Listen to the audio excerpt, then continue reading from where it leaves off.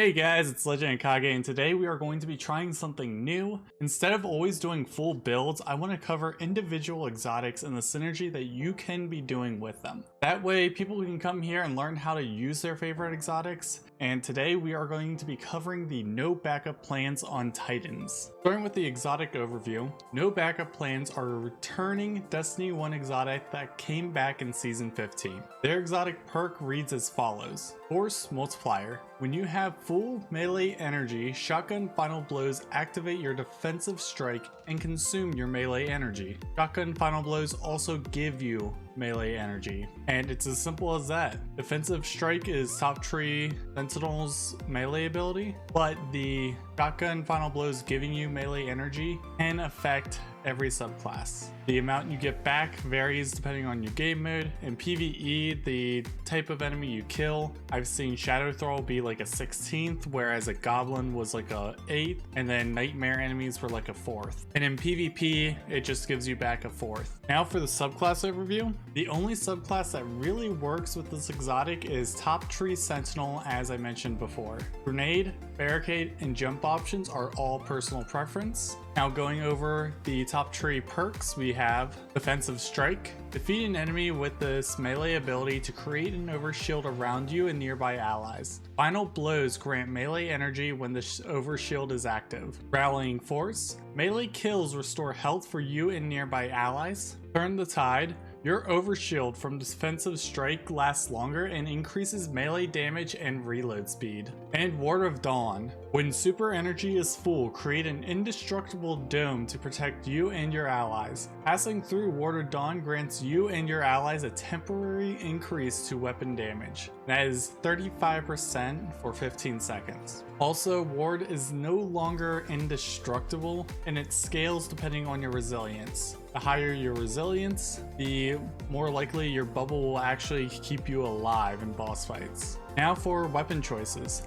Shotguns, plain and simple. Great options here include Heritage from the Deepstone Crypt, First and Last Out, which is a world drop, One Small Step, which you can get from the moon, The Decide, which is another world drop, Lord of Wolves, which is an exotic, The Fourth Horseman, another exotic, Tractor Cannon, which is a lot of fun, and Legend of Acarius, which is actually a lot of damage. I would use at least one of these with whatever weapons you'd like, and I would always look out for a shotgun with 1-2 punch or trench barrel, as it synergizes with Turn the Tide and this exotic. Now for stat priority. Stat priority is always pretty simple in personal preference. I break it up into two priority sections since armor splits its stat rolls into groups of mobility, resilience, and recovery, and discipline, intellect, and strength. I also provide these in a way where you want to hit these breakpoints before moving on to the next, and the later breakpoints you do not have to hit. Starting off with the first group, you want to get your resilience up to 5, your recovery up to 10, and then your resilience or mobility up to 10. Again, you're not going to be able to get all three up to 10. That's just you want to have at least 5 resilience, 10 recovery, and then however much more you can fit. Then for the other group, we have discipline, intellect, and strength up to 4. Then prioritize getting your strength up to 10 and your intellect or discipline up to 10. Now moving on to mod choices. There are a good number of mods that synergize with this exotic, and instead of doing full builds like before, I want to cover all the synergies I find. That way you know what you can mix and match for what fits your armor. I will give my recommended build at the end. Starting with the helm, we have Hands-On, gains bonus super energy and melee kills, and Dynamo. Reduces super cooldown when using your class ability near targets. Shotgun Ammo Finder increases your chance of finding ammo while you have a shotgun equipped. And Shotgun Targeting. Improved target acquisition, accuracy, and aim down sight speed for shotguns. Out of these, you want to probably be using either Dynamo or Shotgun Ammo Finder for PvE or Shotgun Targeting for PvP. Now moving on to the arms, we have Momentum Transfer. Causing damage with a grenade reduces your melee cooldown, and Focusing Strike grants class ability energy when you cause damage with a melee attack. Shotgun Loader increases reload speed of shotguns, and Shotgun Dexterity faster ready and stow speed for shotguns. Finally, melee kickstart. When your melee energy is fully expended, you gain melee energy. Out of these, the best ones I see are either having focusing strike or melee kickstart. And then honestly, the rest are going to be filled with champion mods, if any, in PvE, or shotgun dexterity if you do not have quick draw in PvP. Now moving on to the chest armor mods, we have all the resistant mods here, depending on the damage type. Shotgun reserves increases the amount of shotgun ammo you can carry,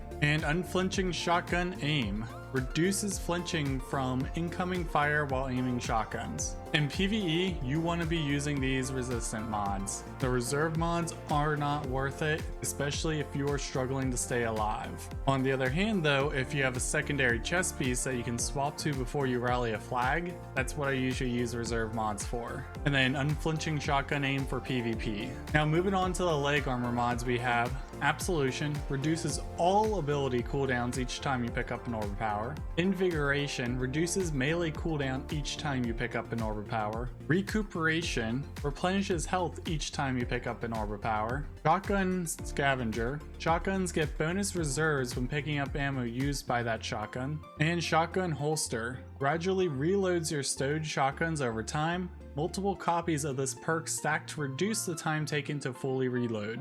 Out of these, I highly value Recuperation. It is one of my favorite mods to use because it gives you a huge chunk of health just for picking up an orb. If you want better ammo economy, you can use Shotgun Scavenger, and if you don't have auto-loading holster, you can use Shotgun Holster instead. Now for the class item, we have Distribution, reduces all ability cooldowns when using your class ability near targets. Outreach, reduces melee cooldown when using your class ability. And 1-2 Finisher. Finishers restore melee abilities, requires 1/6 of your super energy. Out of these, Outreach is my favorite because it is a huge chunk with your barricade, and that is why I also recommend focusing strike on your arms to help get your barricade up faster. Now moving on to the combat style mods, we have Quick Charge. Become charged with light by rapidly defeating multiple combatants with fusion rifles or shotguns. Greatly increases the ready speed of fusion rifles, shotguns, submachine guns, and swords.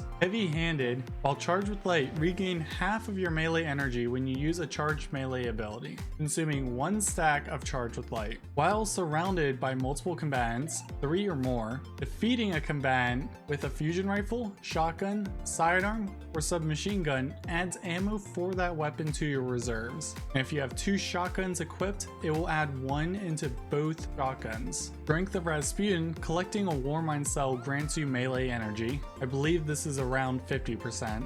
Radiant Light, casting your super causes nearby allies to become charged with light, and +20 to strength. Well of Ions, picking up an arc elemental well causes your next melee to deal increased damage, and Well of Striking, picking up an arc elemental well grants you additional melee energy. Multiple copies of this mod increase this effect. Now moving on to a quick build you can use with this exotic. For the subclass, we're going to be Top Tree Sentinel. Your weapons are going to be Heritage, Lord of Wolves, and Corrective Measure. For the mods, our helm is going to have Dynamo and Protective Light. Our gloves are going to have Focusing Strike and Taking Charge. Our chest is going to have a Concussive Dampener, an Arc Damage Resistant mod, and Heavy Handed. Our legs are going to have Recuperation and Shotgun Holster, and our mark is going to have Outreach ×2 and Quick Charge. Any of these mods can be swapped out for either champion mods or artifact mods as needed.